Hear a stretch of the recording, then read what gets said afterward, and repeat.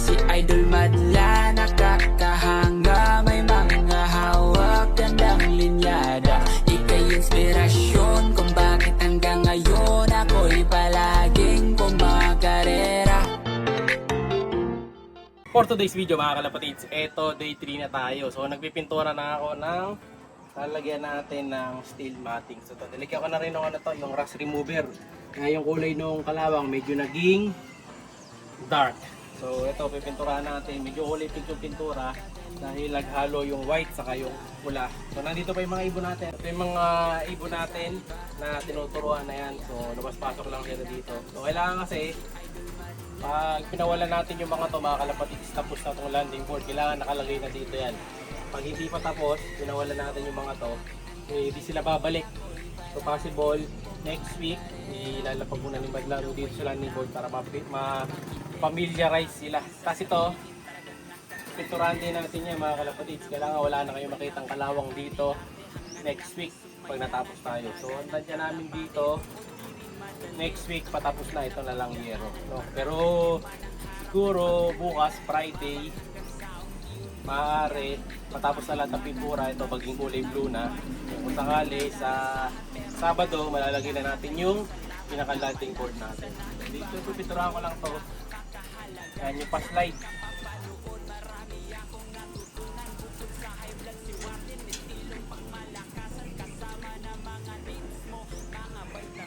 Nga sa thinner eh. Pwede na yan.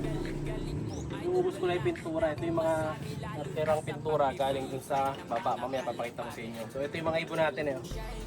Ganyan ang ginagawa nila dito pag nagsi-training. Pag mula dito, ayan, nandito yung mga kalapate. Ayan, lipad-lipad sila dyan. Ito mga kahoy na to, papalitan natin ang bakal yan, yung mga sirasira sa taas.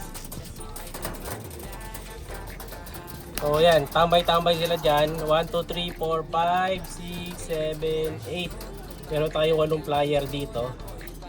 Yan, halos puro mukhang babae lahat to mga kalapatids, kasi yung mga lalaki, yung iba pina-ending na natin. So isang gender muna tatry natin ngayon dito. Ayan. Kita nyo halos puro babae. May makalusot ng barako dito, may di sure. Ayan, yung mga ungendered lahat. Pero possible yan, mga babae. Kasi yung mga barako nga, napa-ending ko na. Eh, yung mga pinapa-ending natin galing din dito sa mga flyers natin. So, ayan, so meron tayong drizzle, dark drizzle, white drizzle, pied, white flight, pula, blue check, blue bar, lahat na kulay meron tayo. Tapos, pagpapasok sila, doon sila dadaan sa butas. Yan. May butas dyan, papasok yung ibon, tapos diretso, pasok mo ka na. Camera mo, yan. Pakita ko sa inyo ngayon yung sample. Pupuntahin natin sila doon. Pero hindi pa natin papasokin. Pupuntahin lang natin sila doon. Okay guys, ito kayo guys.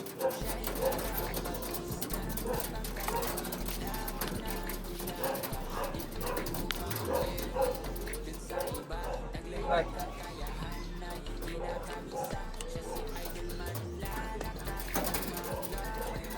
Yan. Pumapasok ng kalapati doon. Ayan, lakad patatag sila dyan, papunta doon sa butas. Ayan, papasok na sila. Pero hindi pa mapasok yan, maaga pa mga kalapatids. Yun, 1 down. Nahalala siya sa buhay niya. So maganda to pagka natapos natin yung steel matting. Imagine nyo na lang, ito sample. Nakatali ba ito boy? Tinali mo? So ito, sample mga kalapatids. Ayan o. Parang ganyan. Kaso, doble nga mga kalapatids, pero hindi ganito, may kalawang to. So sasandal dito yung matting yan. So tatapakan natin, steel matting na, hindi na tayo lulusot. Kagaya na ito. Ayan. Tapos halos 1 by 1 yun, kaya maganda. So magandang tapakan para sa mga kalapati. Yung nasa loob kasi natin, ito, kita nyo. 1 by 2 yan.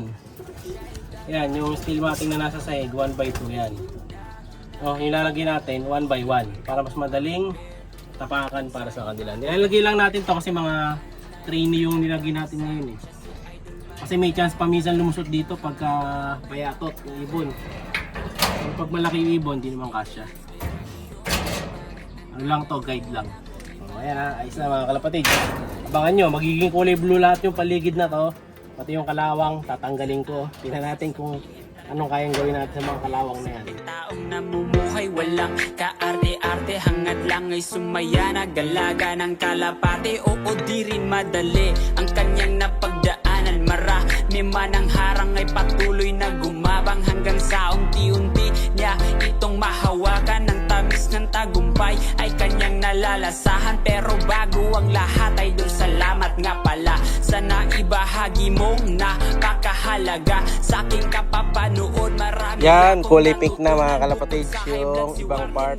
So halos ano na lang, 3/4 na lang, 1/4 na pinturahan na namin ni Madlato. So nag-refill muna kami ng pintura. Binaba niya muna. Ayan.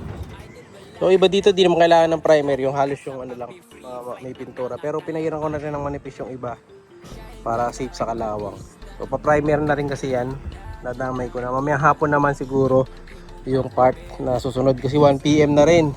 And then yun nga ngayon, papadala ko na rin yung ibon na nadali sa Ending Birds. Kunin natin yung Boss Brian Tejerero ng Bataan. Kunin natin yung ibon. So, yung nadali niya, alam ko nakaklabring yung ibon na nadali niya. So papax ko muna. Yan, nandito yung isa natin kukunin na ibon eh. Hindi ko nagkakamali, nakaklabring yun. Tapos 07 na blue checker. Ito, yung papadala natin kay Boss Brian, young bird, possible hen. Ayan, halos hen yung mga ina-out natin. So papadala na natin sa kanya to. Ayan, idol, lagay na natin. So buhay na siya dito, naka-club ring to, panlaro ko to mga kalapatids. Ayun yung ring oh, naka PRC na pang North. Pero hindi niya magagamit panlaro to kasi nga sa akin nakapangalan yung ring na nakakabit dito. So lagay muna natin dito sa ano, cleaning box para kay Boss Brian. Ayan, yung pintura natin dito ay natapos na rin yung iba. Papakita ko sa inyo mamaya. Ayan, Boss Brian, ito na. Ito, tapos na yung ating pagkukulay ng kulay blue dito sa steel matic natin na 1x1 na. Ayan, ang ganda na oh. Pag kulay blue, diba? Nagmukha na siyang mas solid. So, sumakit ang leg namin kakapintura. So, kompleto na yan. Ilalagay na lang sa taas. So, abangan nyo bukas sa next vlog natin. Lalagay na natin yan dun sa landing board. Ito para dun sa pababa. Ayan o. Ipakita ko sa inyo yung itsura ngayon sa taas. Dito na lang. Silipin natin. Tayo.